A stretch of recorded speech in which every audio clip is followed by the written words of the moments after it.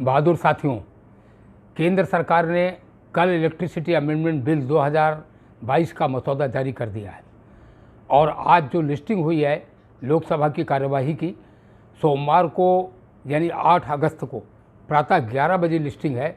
Electricity amendment bill 2022 को लोकसभा में प्रस्तुत किया जाना है।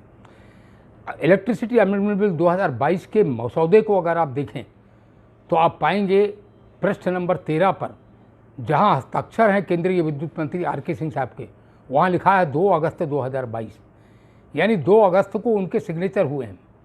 5 अगस्त को लोकसभा के सदस्यों को इस बिल की प्रतियां दी गई हैं और 8 अगस्त को यह बिल पारित किया जाने वाला है। ऐसी कौन सी इमरजेंसी आ गई है, मैं नहीं समझ पा रहा हूँ।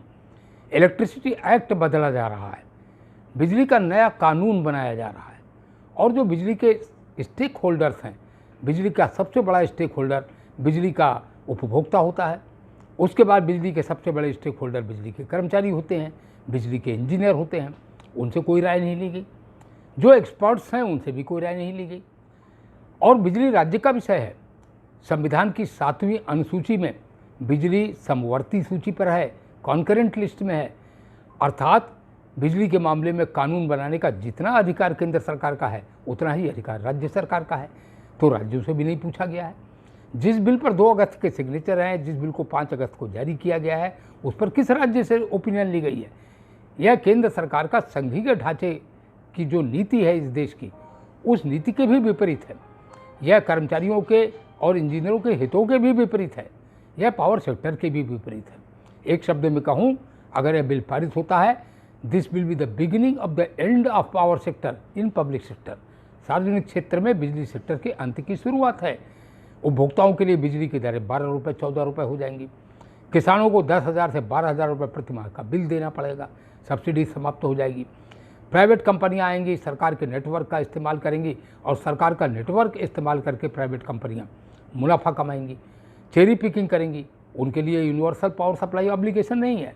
वह केवल इंडस्ट्रियल और कमर्शियल के क्षेत्र में बिजली देंगी। यह किसी के हित में नहीं है। यह बातें मैं पहले भी बता चुका हूँ। अब मैं आपका आह्वान करना चाहता हूँ कि अब एक इमरजेंसी है और हम सब पावर सेक्टर में काम करते हैं।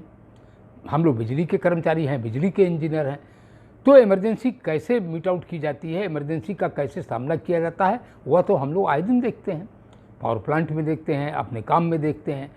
तो इस इमरजेंसी का भी हमें उसी प्रकार से सामना करना है। जो हमारा निर्णय है, उस निर्णय के अनुसार 8 अगस्त को प्रातः 10 बजे सभी बिजली के कर्मचारी और इंजीनियर अपने कार्यस्थल पर एकत्र होंगे। एक जगह तय कर लीजिए, सब लोग एक जगह पर एकत्र होंगे और 11 बजे ये बिल रखा जाएगा। तो 10 बजे से ही शांतिपूर्ण ढंग से हम अपना आंदोलन प्रारंभ कर देंगे और हमारा आंदोलन केवल यही है कि काम बंद करके हम दिन भर विरोध प्रदर्शन करके अपने विरोध को दर्ज करेंगे। यह हमारा लोकतांत्रिक अधिकार है। केंद्र सरकार का अधिकार बिजली का बिल पारित करना है, हमारा अधिकार लोकतांत्रिक ढंग से उसका विरोध करना है। इसलिए मेरी आप सबसे अपील है कि निर्भय होकर, बिल्कुल शांत मन से इस संघर्ष को एक उत्सव की तरह लें। किसी तनाव में रहने की जरूरत नहीं है।